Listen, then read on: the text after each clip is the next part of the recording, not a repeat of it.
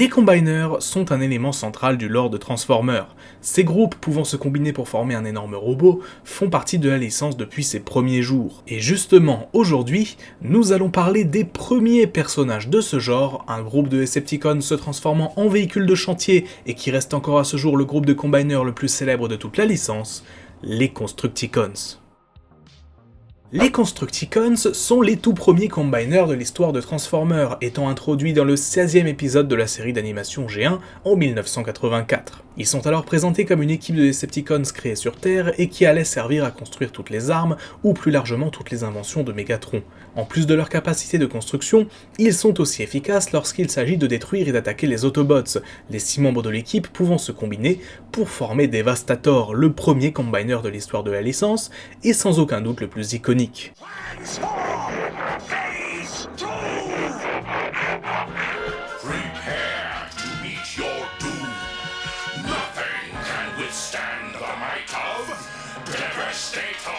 Les Constructicons comptent donc en tout 6 membres. Scrapper, leur leader, un designer de génie, se transformant en chargeuse. Longhaul se transformant en camion Ben, qui préfère le combat au transport de marchandises. Mixmaster, un chimiste se transformant en camion à bétonnière. Hook, l'ingénieur du groupe, se transformant en grue. Bone Crusher, le plus bourrin de tous, se transformant en bulldozer. Et enfin Scavenger, spécialiste des matériaux, se transformant en pelleteuse. En plus d'avoir été le premier groupe de Combiners créé dans la série, c'est aussi celui qui aura le plus d'apparitions et la plus longue longévité dans les différents médias G1. En plus d'apparaître dans les 4 saisons de la série et dans le film de 1986, les Constructicons apparaissent également dans Transformers Headmasters, la première suite japonaise de la G1, et même dans Transformers Zone, la dernière d'entre elles, sortie en 1990. Mais du coup, qui dit G1 dit incohérence en cascade, et pour le coup, les pauvres Constructicons n'ont pas été gâtés à ce niveau. Leur première origin story les présente comme un groupe de Decepticons construits sur Terre dans la saison 1. Dans la saison 2, cette origine est contredite lorsqu'on apprend que les Constructicons étaient à l'origine un groupe de Cybertroniens amis d'Oméga Suprême, passionnés par la construction, qui furent capturés et reprogrammés par Megatron pour le servir. Bon, soit. Or, dans la 3e saison, cette histoire est encore une fois remise en question lorsqu'on apprend que ce sont eux qui auraient construit Megatron, rendant totalement incohérente l'histoire racontée dans la saison précédente. D'ailleurs, dans cette scène, les Constructicons ne sont pas 6 mais 8. Les 2 Constructicons restants ont donc eu droit à 2 nouveaux noms, Howler, un bot partageant la même forme de corps que Grapple et Inferno et qui a fini par quitter le groupe pour rejoindre les Autobots, et Gravedigger, un dernier membre totalement oublié, est nommé rétroactivement en 2012 à partir d'un autre personnage apparu à cette époque dans un manga, quand Howler, lui, avait été nommé rétroactivement près de 10 ans plus tôt en 2003. L'histoire des Constructicons est donc assez compliquée dans la série, comme vous avez pu le remarquer. En revanche, ça n'empêcha pas le groupe de s'offrir plusieurs moments iconiques, que ce soit leur première combinaison en Devastator, leur rivalité avec les Dinobots, ou encore la bataille d'Autobot City, où Devastator parvient à détruire les défenses de la cité Autobot quasiment à lui seul. Dans les comics Marvel, l'importance des Constructicons fut bien moindre que dans la série. Ici, le groupe a été construit sur Terre par Shockwave alors que ce dernier était à la tête des Decepticons, étant tout comme dans la série, le premier groupe capable de se combiner pour former un robot de plus grande taille. Par la suite, aucune histoire ne les mettra particulièrement en avant, même s'ils apparaissent à plusieurs reprises, pour attaquer la base Autobot dans l'Arche ou construire diverses armes. Dans une continuité alternative, Earth Force, les Constructicons perdirent la capacité de se combiner et cherchèrent alors, en utilisant leurs compétences de construction, à recréer Devastator en tant que robot indépendant, ayant sa propre conscience, là où l'un des principaux défauts de Devastator à la base était sa relative simplicité d'esprit. Heureusement, Ironhide découvrit le projet et parvient à y mettre fin avec la finesse qu'on lui connaît, ou pour faire plus simple, à grands coups d'explosifs. Les Constructicons étant un groupe iconique de personnages dans la série G1, ils allaient bien évidemment être mis au goût du jour dans divers médias, et le premier à le faire, étonnamment, fut Transformers Energon en 2004. Ici, on nous présente Constructicon Maximus, un combiner anciennement gardien de Cybertron, qui décide après son réveil de s'allier aux Decepticons, aux côtés de Bruticus Maximus. Comme les autres combiners de cette série, les membres qui le composent n'ont pas de conscience propre et sont totalement anecdotiques, car c'est ici le combiner qui contrôle tous les robots qui le composent. Dans la version originale, donc la version japonaise, la séquence de combinaison de Constructicon Maximus, ou Buildron ainsi on prend son nom d'origine, est assez délirante et fait probablement partie de mes moments préférés de la série.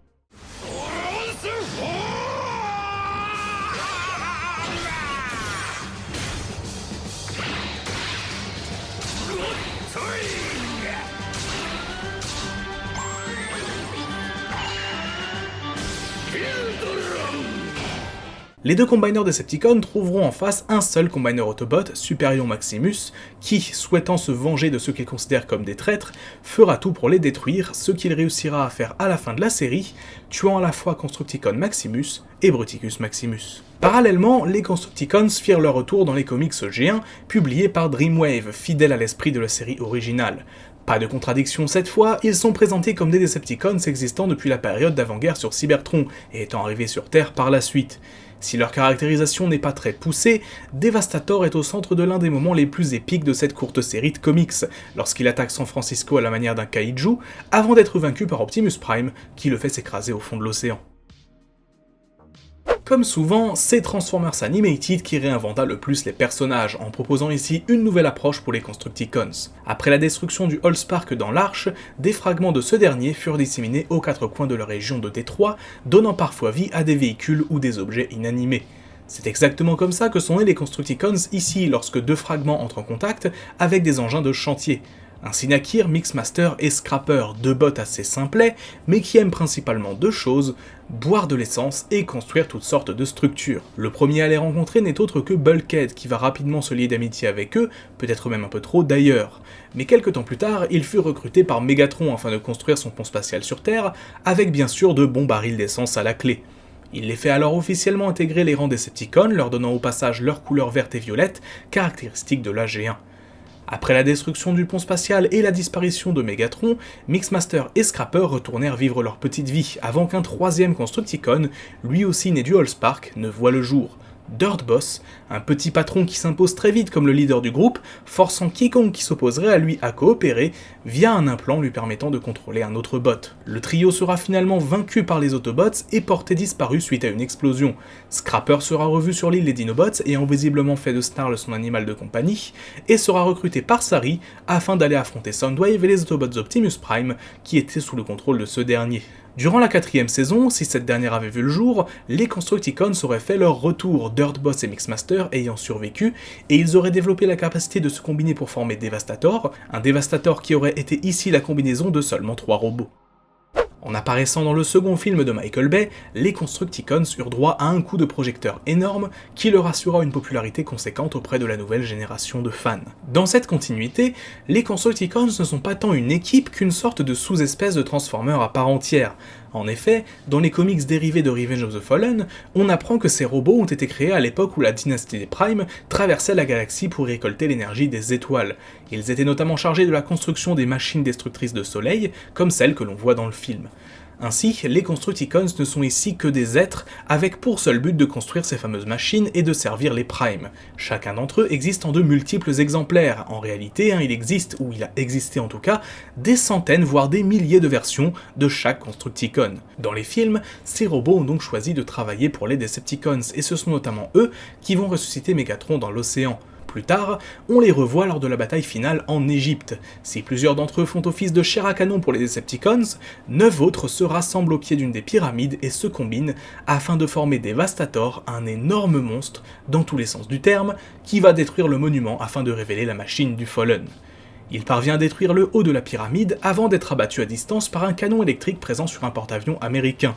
Dans le troisième film, on revoit certains de ces drones Constructicons pendant la bataille de Chicago, sans doute un des rescapés de la bataille en Égypte, ou tout simplement des nouveaux étant venus d'autre part. Du coup, comme je l'ai dit précédemment, c'est difficile de réellement faire une liste des Constructicons existant dans cette continuité, car chacun existe en plusieurs exemplaires, mais si on se limite à ceux qui forment Devastator, du moins au niveau des figurines, on a donc Mixmaster, qui tout comme dans la G1 est un camion bétonnière, Scavenger, une énorme excavatrice ayant la même forme que Demolishor, Hightower, qui se transforme en grue à treillis, Longhaul, le plus proche de la G1, se transformant toujours en camion-benne, Skipjack, qui partage sa forme de corps avec Rampage et qui se transforme en bulldozer, Scrapper, qui se transforme en pelleteuse similaire à la G1, et enfin Overload, se transformant en tombereau, un camion servant au transport de matériel. Personnellement, j'ai une sorte d'attachement à cette version des Constructicons, c'est celle de mon enfance avec la version d'Animated, et j'aime beaucoup cette idée de faire de ces derniers des drones sans âme existant seulement pour un seul but, car en plus, cela justifie en partie leur design souvent étrange, qui peut avoir des aspects pratiques pour un chantier, mais peu pour le combat. Quant à Devastator, j'ai beau préférer le Devastator classique, j'ai aussi un attachement nostalgique à celui-là, peu importe ce que je peux en dire, qui est ici réellement un monstre, monstre dont les effets spéciaux sont d'ailleurs parmi les plus poussés jamais réalisés à Hollywood. Pour dire, le modèle 3D du robot aurait fait surchauffer l'un des ordinateurs de chez ILM au point qu'il s'est mis à surchauffer, et certains de ses composants à fumer. Dans les premiers comics à IDW, les Constructicons sont présentés, tout comme dans les comics Dreamwave, comme un groupe de Transformers existant avant la guerre sur Cybertron. Ici, ils étaient chargés de la construction des arènes de gladiateurs clandestines qu'utilisait notamment Megatron, et lors du soulèvement des Decepticons dans la société, ils mirent au point diverses armures pour les partisans de la cause et se joignirent à eux dans le même temps, participant à diverses attaques. Comptant parmi les soldats les plus efficaces de l'armée de Megatron, ils peuvent se combiner en Devastator et affrontent notamment Omega Supreme sur Terre, en référence à leurs affrontements dans la série G1. Sur Terre, plusieurs d'entre eux furent capturés par des humains, et notamment Scrapper, qui fut tué par Spike Witwicky. Ce manque dans leur rang les empêchait alors de se combiner en Devastator, un problème qui fut résolu lorsque Bombshell captura Prowl et s'en servit en tant que dernier membre des Constructicons, forçant donc une nouvelle combinaison. Le Devastator nouvellement formé avait donc le visage de Prowl, une combinaison qui ne déplaît pas aux autres Constructicons, qui finissent par voir en ce dernier un allié, les poussant même à rejoindre temporairement les Autobots. Prowl les prend alors sous son aile et en fait sa propre unité, avant d'être vaincu lors d'une bataille sur Terre par Defensor, qui sépare les Constructicons de ce dernier. Le groupe est par la suite recruté par Starscream, et un nouveau membre, Scoop, les rejoint et leur permet de former un Devastator déjà plus proche de celui que l'on connaît. Le groupe perdit la vie lors d'une bataille face à Victorion, cette dernière utilisant une arme gravitationnelle afin de réduire Devastator au statut d'atome. Plusieurs autres médias ont mis en avant les Constructicons durant la dernière décennie, que ce soit les séries animées de Machinima, Combiner Wars, Titan's Return et Power of the Prime, ou encore le jeu vidéo Transformers Devastation, sorti en 2015, où Devastator est un boss du jeu, ainsi que chaque Constructicons individuellement, de nouveau présenté ici dans un style fidèle à l'âge G1. Plus récemment encore, le groupe a eu droit à une nouvelle origin story dans le reboot des comics IDW en 2019, dans la série Transformers Galaxies, une série de comics revenant justement sur les origines de certains personnages. Les Constructicons sont ici un groupe de bâtisseurs ayant reconstruit la ville de Yakon après sa destruction. Lors du chantier, ils découvrirent l'Enigma of Combination, l'artefact permettant à des Cybertroniens de se combiner, et l'utilisèrent sur eux afin de créer un immense robot qui aurait, du moins dans un premier temps, pour objectif de construire de nouvelles structures. Mais l'existence d'un combiner sur la planète inquiétait le Sénat, qui s'arrangea pour les faire exiler de Cybertron vers un nouveau chantier aux confins de l'espace, ce qui aura pour conséquence ultime de les faire basculer du mauvais côté. Depuis 1984, les Constructicons font partie des Decepticons les plus célèbres de la licence Transformers, étant la première équipe de combiners et un groupe de robots reconnaissables entre mille. Chacune des nouvelles versions de ces derniers a su ajouter du lore autour de ces personnages, ou bien les a développés d'une nouvelle façon. Pour de nombreuses années encore, ils resteront extrêmement populaires, Devastator étant l'une des armes les plus fiables que compte Megatron dans ses rangs. Les Constructicons, qu'ils soient là pour construire ou pour détruire, resteront à jamais un groupe de personnages parmi les plus iconiques de la franchise. Merci à vous d'avoir regardé cette vidéo, n'hésitez pas à l'aimer si elle vous a plu, et laissez un petit commentaire pour me donner votre avis. Si vous n'êtes pas encore abonné, n'hésitez pas à le faire pour pouvoir suivre toutes les nouvelles sorties, c'est gratuit et ça aide beaucoup. Enfin, si vous souhaitez aider à l'amélioration de la chaîne en me soutenant financièrement, vous trouverez dans la description les liens vers mon compte Tipeee et ma boutique Teespring, où vous pouvez me demander un focus sur le personnage de votre choix, voir les vidéos en avance et acheter des t-shirts en rapport avec la chaîne. Sur ce, on se dit à très bientôt pour une nouvelle vidéo, c'était Magnus, ciao.